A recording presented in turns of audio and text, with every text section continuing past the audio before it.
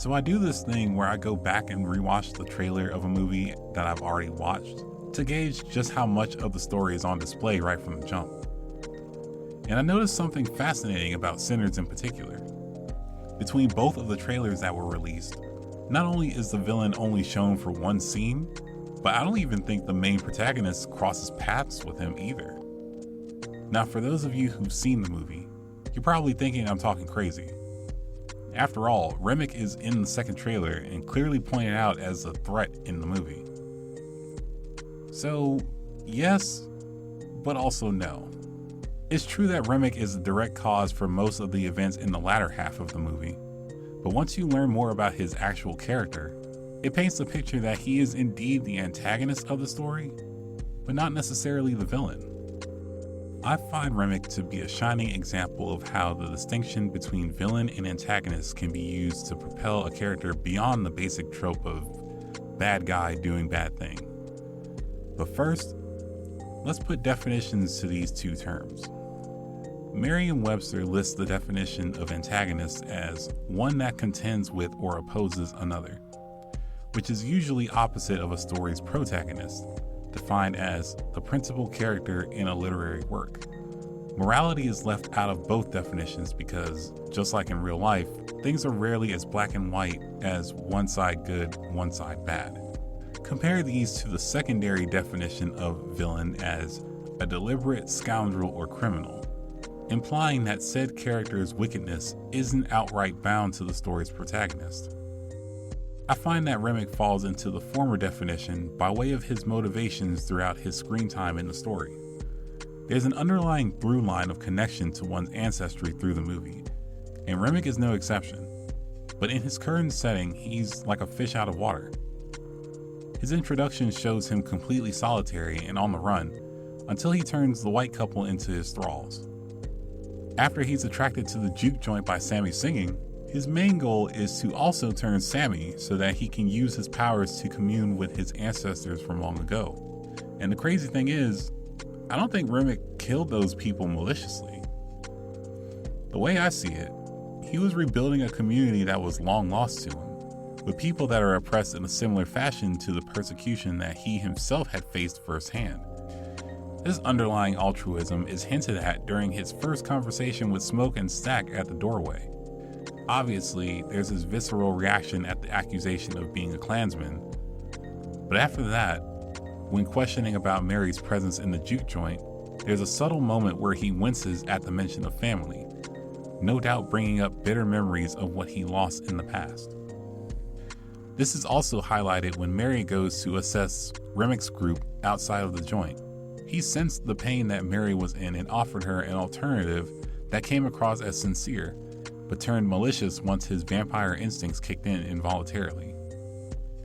He could have easily turned her at any point before that, but I believe his humanity is what led him to offer healing for Mary formally. This culminates into the river dance scene later on, which for me was the biggest standout in the film. I read a comment that said that Remmick and his thralls seemingly did this just to screw around and pass the time, and funnily enough, they were kind of right. Remmick's scene stands parallel to Sammy's performance in some interesting ways.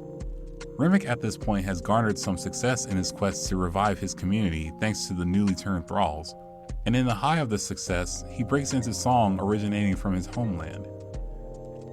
There's an underlying electric energy to the scene that is captivating even if you're unfamiliar with the culture from which it originates. This holds true in-universe as well, as we see all of the newly turned vampires surrounding Remmick and contributing to the festivity. Now, it's important to know that they aren't being forced to participate with Remmick. We're told that the vampirism in this movie grants them access to a collective hive mind, where memories and physical sensations such as pain are shared, but as far as we have seen, they all still possess at least some degree of free will.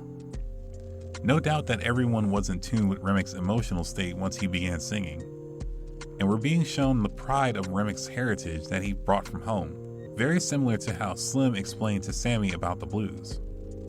Beyond that, the strongest evidence I have regarding Remmick's morality is the fact that he never killed Sammy despite having numerous opportunities to do so.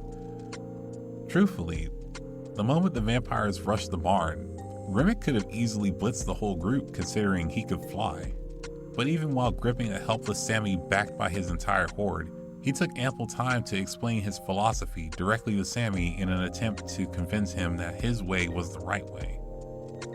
I can't see that as viable for a villain whose only intention is to cause harm to his surroundings.